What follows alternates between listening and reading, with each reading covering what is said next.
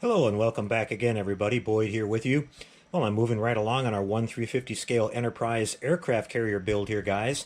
I spent the last couple days getting the hull painted, so I wanted to show you what I've come up with here.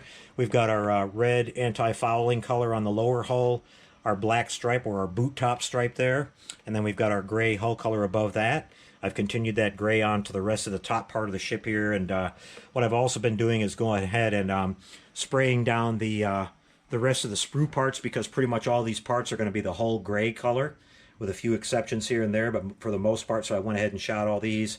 That way I can save time. Just all I have to do is clip these off the sprues and then just do a little touch up where the little tabs were when I put the parts on.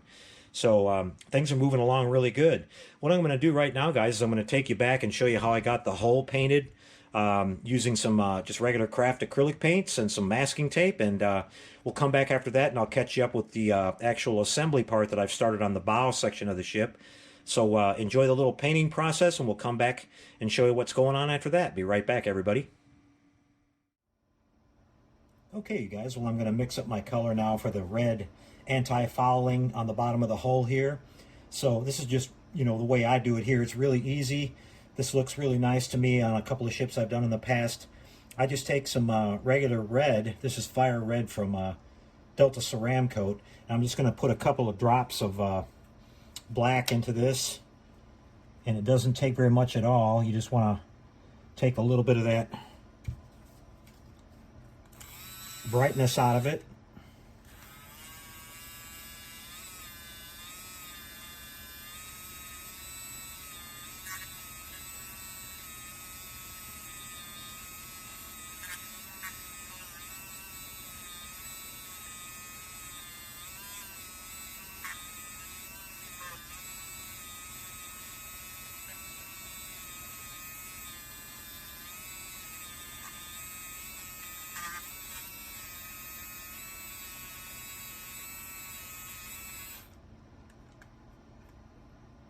Okay, I like the color already, guys. It's just a toned down red, kind of a mineral looking red. It came out really good. It's not too far where it starts to look purple. We'll add some water to this now, and I'll run it through a paint strainer, put it in my gun, and then we're going to move right over and start painting the bottom of the hull. So I'll be right back and show you how that goes, you guys. All right, we're all set up and ready to go to get the bottom of the hull painted here. I've masked off all the way around the edge here with just some regular wide blue masking tape. I stayed just a little bit above the boot top line. That way we can just blend that in on the next pass when we change colors. We're going to show you how we work that in after this one. But it's all roughly taped. It didn't have to be straight. It didn't have to be, perfect. We just wanted to cover up the, upper part here so we didn't get a bunch of unnecessary red onto that. But I've got it all set up into the gun now here, and we're ready to go. So let's put it down.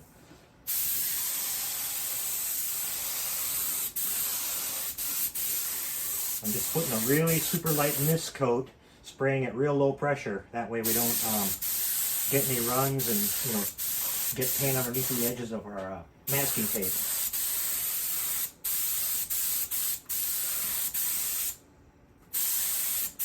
Get all around these propeller shafts and rudder and all that good stuff.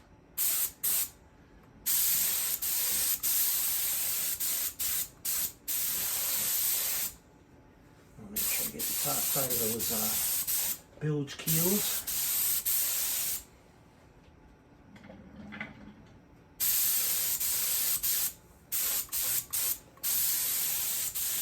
Just building it up a little bit at a time.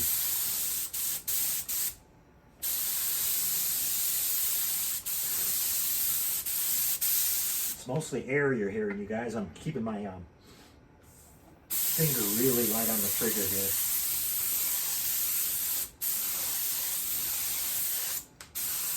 Okay, being it's a water-based paint, it'll still look kind of transparent the first time here, you guys. It's not going to cover perfectly, so we're just going to let this dry a little bit. I'll probably help it out a little bit with my heat gun, and then we'll come back and put another coat, and I'll show you how it turns out. Be right back. Okay, you guys, well, I just got this finished drying here, and I pulled off the masking tape, and here's what we've got.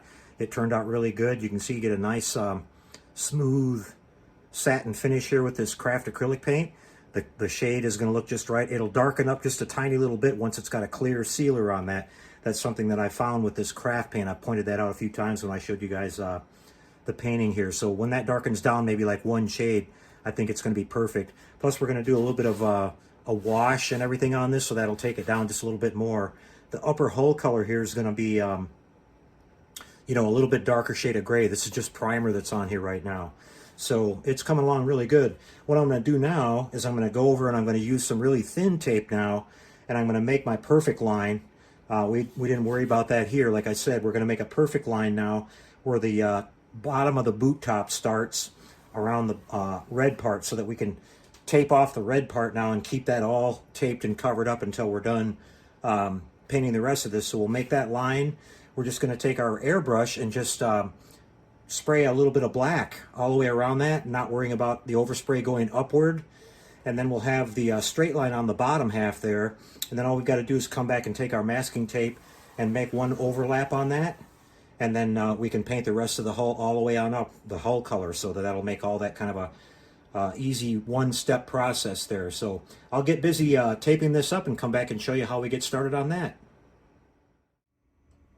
All right, everybody, so what I've done here now is we finished painting our anti-fouling red color on the bottom of the hull. I came back with some regular blue painter's tape again, and I came up to the line that we see on our painting guide here on the side of the hull where our break is going to be between the red and the black, and then our hull color. So I just took some of this blue painter's tape and came up to just to the top of that line, all the way around on both sides of the hull here. And then I just took my airbrush this time with some black in it and just, you know, generally dusted down the whole thing. I'm pre-shading the entire upper part here that we're working on because we're going to paint the hull color over the top of that anyway. So we had that done. So then I came back with this thin stuff that I talked about here. This is going to be the exact width of our boot top, our black line. So then what I did is I just barely overlapped my blue line here, my blue line of tape, all the way around again.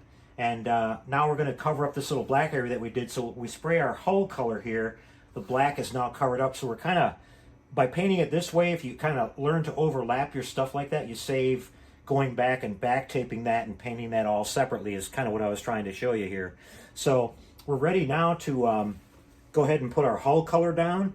So I've got that in my little minigun here, and I'm just going to go ahead and do that.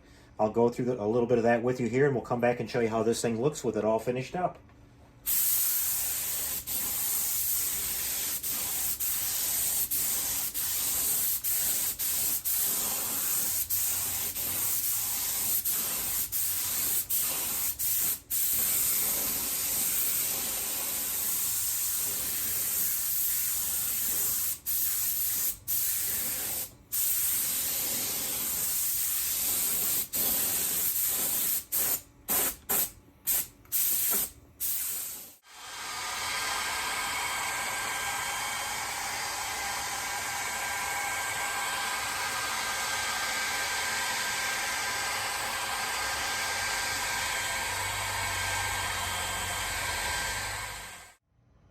Back with you again, everybody, after our painting session there.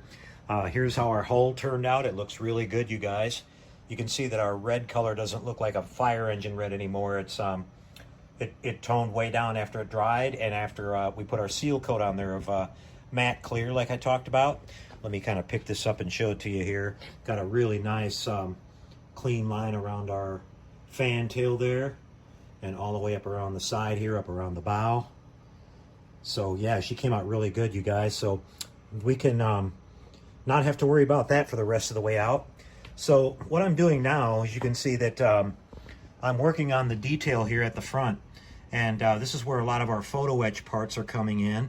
You can see we've got some railings going on there. Some of it's already been done on the lower part of the bow top there. Maybe I can pick this up and show it to you a little bit better here. You can see some railings going around there on the catwalk above, and then we've got some real metal anchor chains, or little steel anchor chains that they gave you with the kit, which look really good. There's probably about 50 parts, believe it or not, on this forward area here just so far. It's probably about, with the photo etch and everything, probably about a good 5 or 6 hours worth of work. Then I'm moving on into some of the other areas here with our gun emplacements and the photo etch railings that go on those. So I'm working through the bow section right here. I've got to finish a couple more of these little guns. We've got a little one that goes on the very tip of the bow there. And then all this deck work area has already been done. And then, let's see, yeah, here's a little gun emplacement we got to put on the bow. Finish up the other side of the two gun emplacements here with the railing.